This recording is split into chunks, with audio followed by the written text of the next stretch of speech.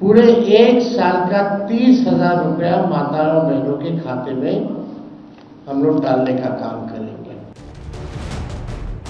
বৃহস্পতিবার বিহারে প্রথম দফার ভোট। তার আগে বিহারে মা বোনদের জন্য নতুন প্রকল্পের প্রতিশ্রুতি তেজস্বী যাদবের। লালু পুত্রের আশ্বাস, তারা ক্ষমতায় এলে মহিলাদের বছরে 30,000 টাকার আর্থিক সহায়তা দেবেন। প্রকল্পের নাম হবে মাই বহিন যোজনা। তেজস্বীর ঘোষণা, আগামী বছর মকর সংক্রান্তির দিন হবে নাকি প্রকল্পের শুভ সূচনা। सरकार बढ़ेगी और 14 जनवरी मकर संक्रांति के दिन मां बहन मान योजना के तहत पूरे 1 साल का 30,000 रुपया माता और बहनों के खाते में हम लोग डालने का काम करेंगे, ताकि इस महंगाई के जमाने में उनको जो है सहयोग मिले। 5 साल का 1.5 लाख रुपया होता है। স্পষ্ট, তেজস্বী যাদবের নজরে এখন বিহারের মহিলা ভোট।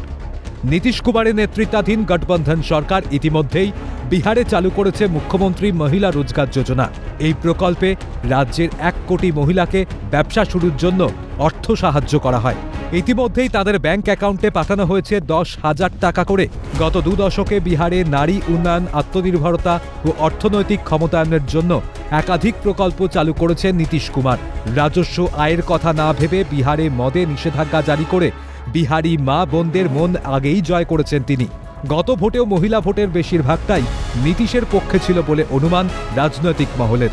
এখন সব দলই যেন বুঝতে পারছে মহিলা ভোটাররাই ভোট সাফল্যের চাবিকাঠি। হয়তো তাই যে লালু প্রসাদ যাদব মুলায়ম সিং যাদবকে সঙ্গে নিয়ে সংসদে মহিলা সংরক্ষণ বিলের বিরোধিতায় সরব হয়েছিলেন, সেই লালুর ছেলে তেজস্বীও এখন তাকিয়ে আছেন মহিলা ভোটের দিকে। 1998 সালে অটল বিহারী বাজপেয়ী সরকার মহিলা সংরক্ষণ বিল সংসদে পাশ করাতে ব্যর্থ হয়েছিল লালু মুলায়মের প্রবল বিরোধিতার কারণে।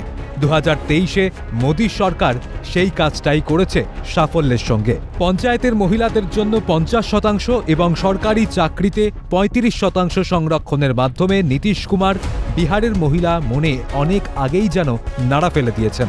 তাই কি নীতিশ মোদীর গঠবন্ধনের দিকে মহিলা ভোটাররা ঝুঁকে পড়ার আশঙ্কায় আতঙ্কে ভুগছেন তেজস্বীরা? ঘরে ঘরে একজনকে চাকরির প্রতিশ্রুতি কি রাহুল তেজস্বীর মহাগঠবন্ধনের পালে হাওয়া তুলতে পারেনি? তাই কি ঘরে ঘরে মহিলাদের হাতে বছরে 30,000 টাকার ঘোষণা তেজস্বীর?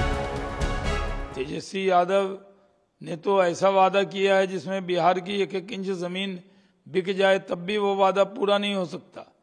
लेकिन वो एनडीए के वादे को कह रहे हैं कि बिहार को मॉर्गेज करने के लिए ये वादे किए जा रहे हैं।